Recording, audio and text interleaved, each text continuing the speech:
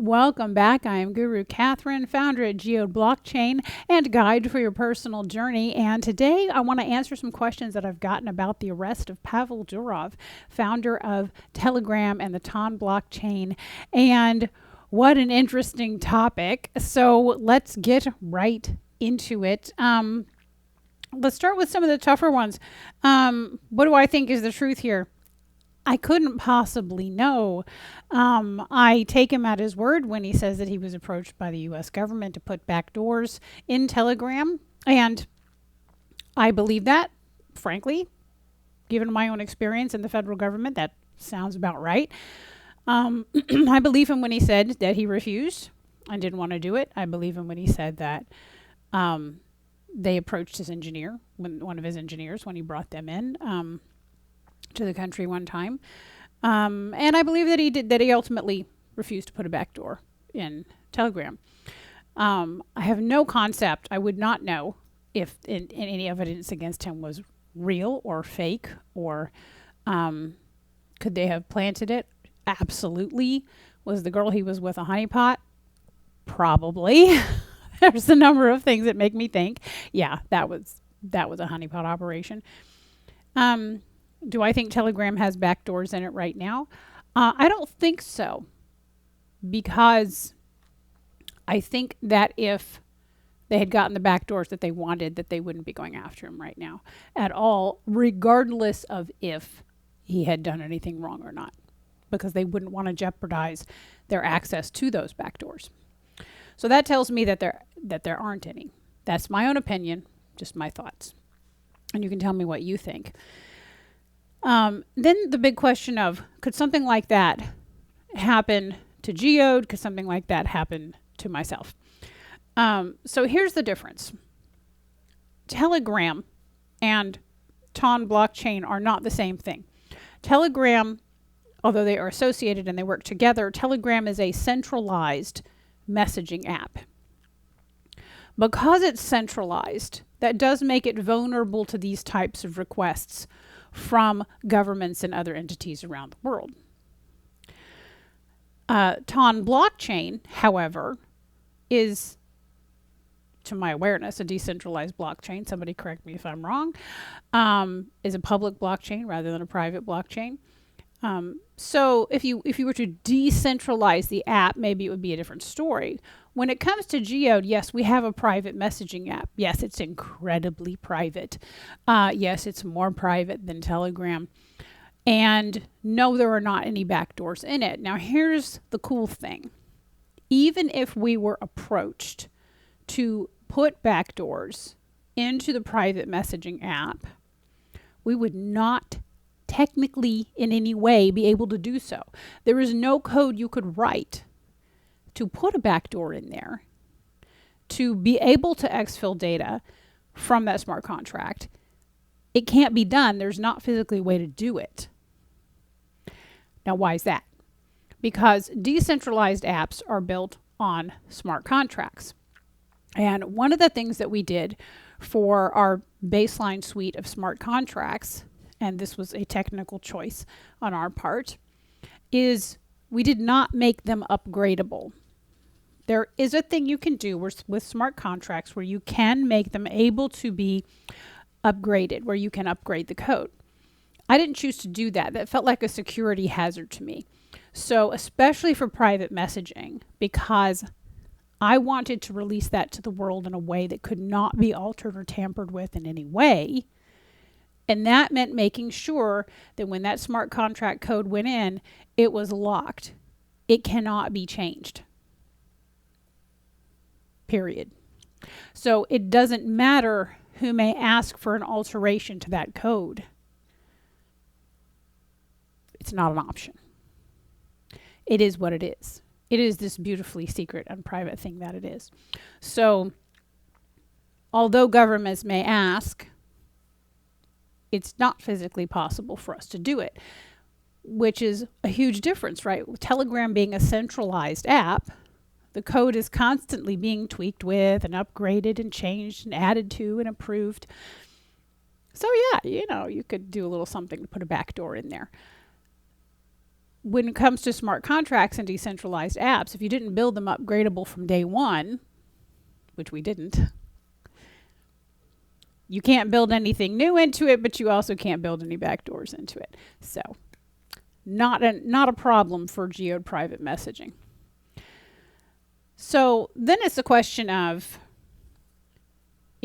would governments potentially come after me? Maybe, because I don't know. They may not like the answer that backdoors cannot be provided into private messaging. Other apps like Social and Market on Geode are 100% public.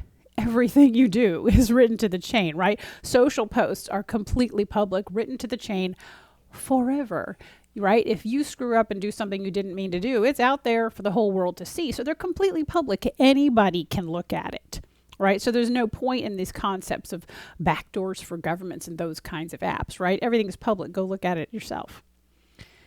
So private messaging is the only one which is not public, where nothing is written to the chain. It is completely encrypted and contained and even ethereal, and you can't get those messages back once they've dissolved into the ether. So I don't know, if I put myself in that position, supposing governments came to me and said, we want a backdoor into the Geode private messaging. And I go, well, that's not an option. That's not something that's physically possible to do because that smart contract is not upgradable. It just is what it is. Sorry, I can't help you there. Can't do it. Maybe they don't like that answer. And they say, well, you find a way or we'll put you in jail. Well, then put me in jail. I'm not concerned, which is to say, I'm not frightened at the concept of being persecuted. The wise man once said, and this is really, really important, when you're a founder, your job is to eat a shit sandwich while everybody throws bricks at you. Truer words were never spoken. When you found a project like, well, frankly, any business or project at all, that is your job. That is what you are signing up for. You are signing up for doing the worst of all possible tasks while everybody else tells you what a horrible job you're doing and criticizes you, even though they're not willing to do what you're doing. And that's what they really mean by that. Now, when you sign up for a project like Geode, where you are literally setting people free, the people you're setting them free from are going to have a problem with that. So we were not naive about what we were getting into when we started this. And so when I say that I'm not concerned, I say that I'm not scared. I'm not, I'm not shaking in my boots at the idea that I may be persecuted for the kind of freedom that I'm providing. I knew that when I got into it.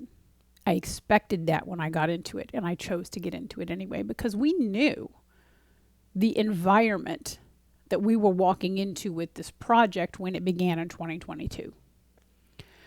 And we knew the regulatory environment, we knew the legal environment, we knew the political environment, and we knew where we felt that, what we thought the projection of where all of that was going in terms of law and regulation and politics and things like that. So we knew, I knew what I was getting into, and I knew what I was getting into by putting myself out there as the face of the project. And am I the one who does all the coding? No. Am I the one that does all the work? No. But I am the face of it and the founder of it, just like Pavel Durov is the face of Telegram. Does he do the programming? No. Does he do all the work? No. But he is the face of it. He is the founder of it. And therefore, he is the target.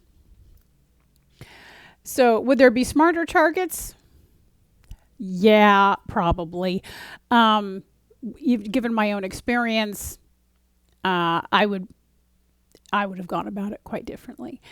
But I am not they who are going about it.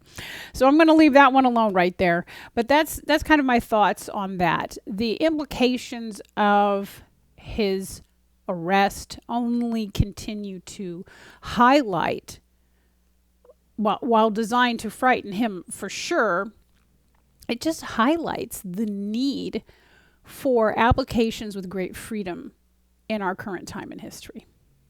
And I think when people see that, what they see is not justice but oppression.